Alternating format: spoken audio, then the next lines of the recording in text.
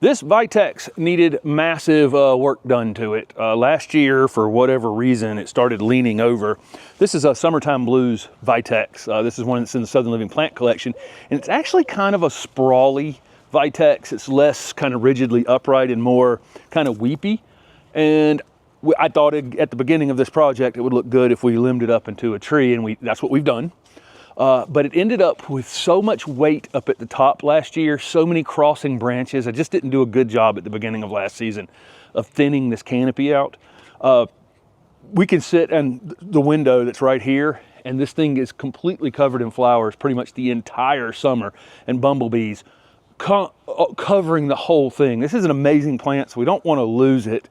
But I wanted to, it was leaning against the house, so this afternoon here, I pounded these 3-foot long posts down in the ground, and they've got some holes in them down there that I put some sod staples through to prevent this ratchet strap from coming off of it down there. And then I used 2 ratchet straps.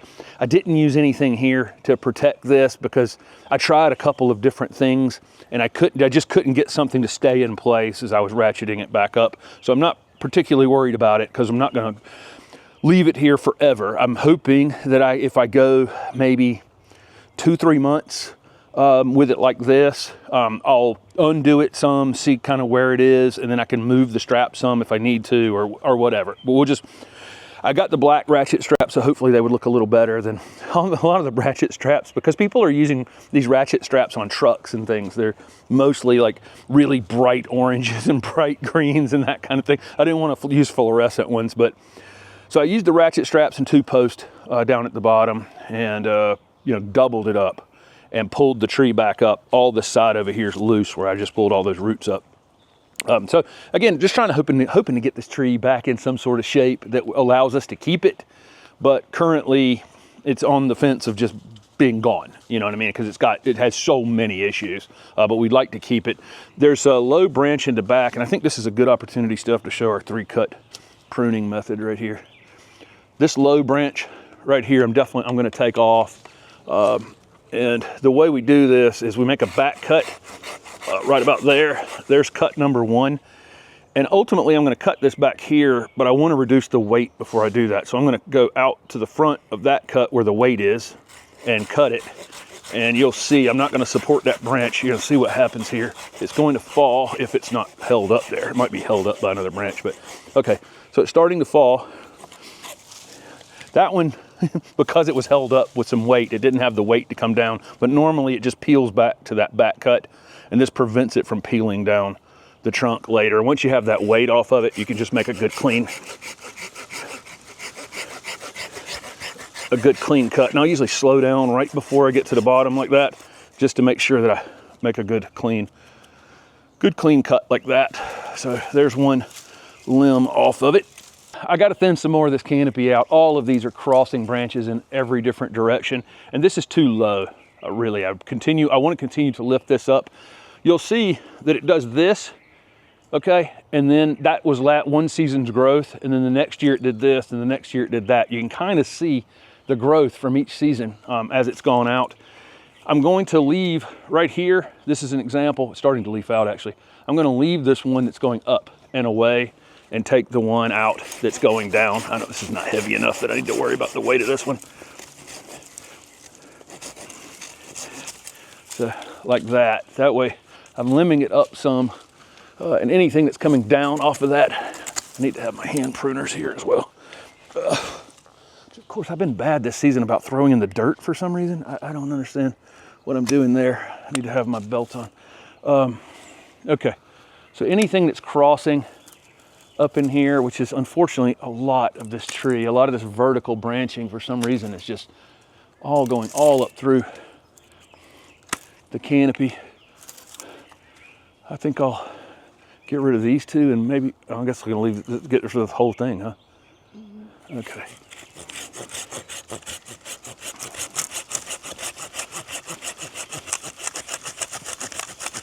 This tree is about as big of a mess as I've ever let happen.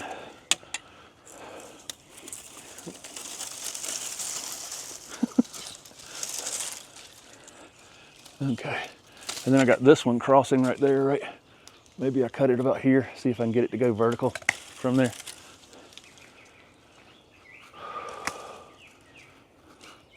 It's really kind of crazy, isn't it? How out of control this thing actually is. Okay, this one probably should just go ahead and go, huh? What do you think? Or just cut the vertical, cut the this one that's going up through the middle. I mean, it's all just running up through the top, so I'm gonna go ahead and cut it off, okay?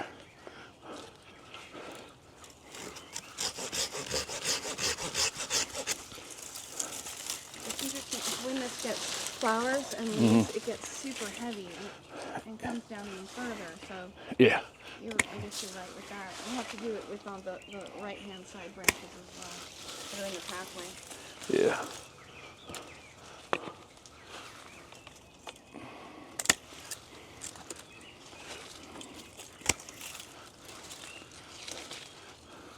I'm going to use the loppers and shorten this up some right here. All right.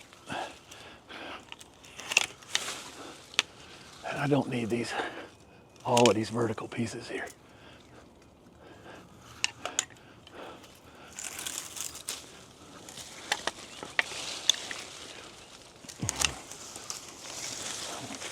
Get the ones out of the magnolia.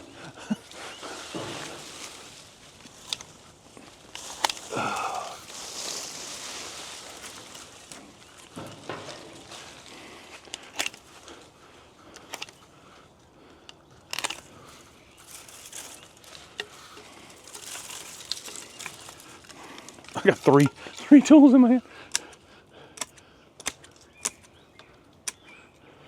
This thing truly gets the craziest growth on it. I cut this here last year, and there were buds on each side of the stem.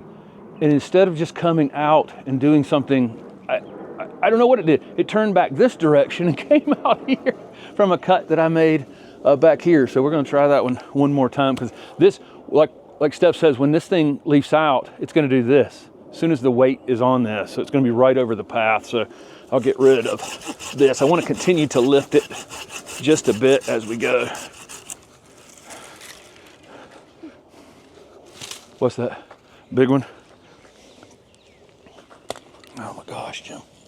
All right.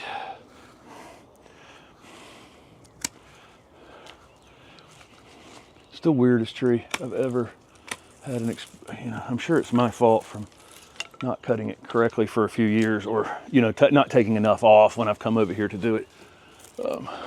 It's ended up very strange. Any of these vertical pieces need to be coming off.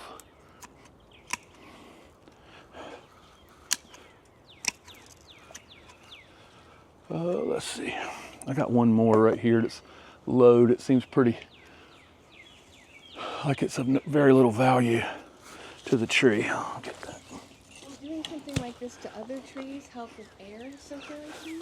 Yeah, depending on the tree, yeah. If it's a tree that gets disease-related issues, especially something like a crepe myrtle, where we tend to prune them to be as full as possible, but then if they end up with powdery mildew, then they're gonna be worse off having pruned them and made them the canopy so tight on them. Okay, all right.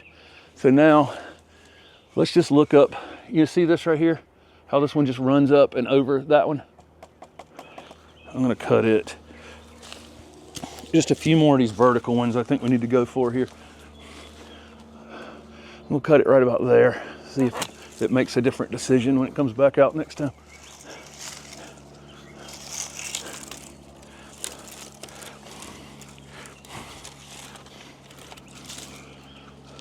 See this one right here? Goes right up through the middle. Can you see that still? Yeah, we can. Okay. Okay. It's pretty crazy. It gets like kind of a thorniness on the stems up there. There's a bit of a thorniness to it. It's not really thorny, but it looks kind of thorny. It's interesting. This looks better. Yeah, open it up some.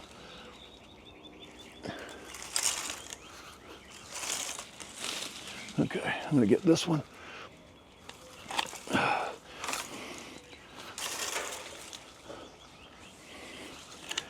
I think there's more to do here for sure. A little more of surgery to do. But for now, that's where I'm gonna leave this, I think. Okay. All right, we've been tree forming this viburnum macrocephalum for a shiny snowball viburnum for a while, and I had it on this cage, and I let it. I kept it tied up too long. It did a little bit of damage down there, which has now repaired itself. It's off-centered down at the bottom. It's a weird. It wasn't the best candidate from the beginning for this, but here we are. So I'm just going to use this cage that I've used on it before. This is like a little trellis thing for growing. I think we probably bought it for thinking we grow peas or something on it. I have no idea, but I've been using it for this purpose. This may end up needing something as extreme as that. That's not too bad, is it? Not that, it's not quite. Okay, I'm probably gonna have to do something similar with this one and get a ratchet strap or something and pull it back this way. It's just so heavy now. That's what it's ultimately gonna need. And I think after it flowers, we'll enjoy these flowers for a couple weeks, and then I think we'll take some height out of it to reduce the weight on it. Still a lot of crossing branches up in this tree. I think ultimately I'm going to have to probably crepe murder it just a little bit and actually almost clean off every stem on this thing and kind of a bit of a do-over. And I don't want to do that this season. I'm just going to try to get it staked back up. I've thinned it out some, so it should, I've lifted it a bit, thinned it out some. I think next winter though, I may come down and just cut it down to 9 or 10 feet tall, the whole thing, and just let it come back out from that and just try to direct it a bit more than I have by picking where I'm pruning it, you know, for the, you know, hopefully making the right cuts on it. The problem with this Vitex is a lot of times you'll cut plants and you'll just get the bud. You know, there's a hydrangea paniculata over there that's an example of this. I can cut where the buds are on the side of the branch and then direct where that growth is gonna go. When I cut on this Vitex, I get 1, 2, 3, 4, 5, 6, 7, 8, 9, 10, 11, 12, 13, 14, 15 places where it starts to leaf out again. And so it ends up crossing in every different direction. It's just not, but most of these things you have pretty good control over, and this one I just don't have. For this particular growth habit of the variety, I don't have any kind of control over it. So I'm gonna get it more under control next year. The main thing this year was to get it rescued, and I just wanted to show an extreme case of this thing was leaned over probably at what, 25 degrees or something on the house, and I've managed to get it back up safely without hurting myself or anyone else in the process. And I'll move these straps. We'll check on it maybe in 2 months, see how much it leans back this direction, and I probably need to come back this way, do the ratchets, like straps, maybe 1, 2, 3 more clicks to get it completely straightened out. But I just kind of had a limit in my mind about how far I was going to go with it the very first time cranking it back up. So there's the Vitex Summertime Blues Rescue Mission, we're going to call it. The snowball viburnum, we'll show you a little later. I'm going to take the top, I'm going to reduce the height out of that thing and get it straightened out in a future garden task video or something like that. So make sure you're following along for that. Thanks for watching.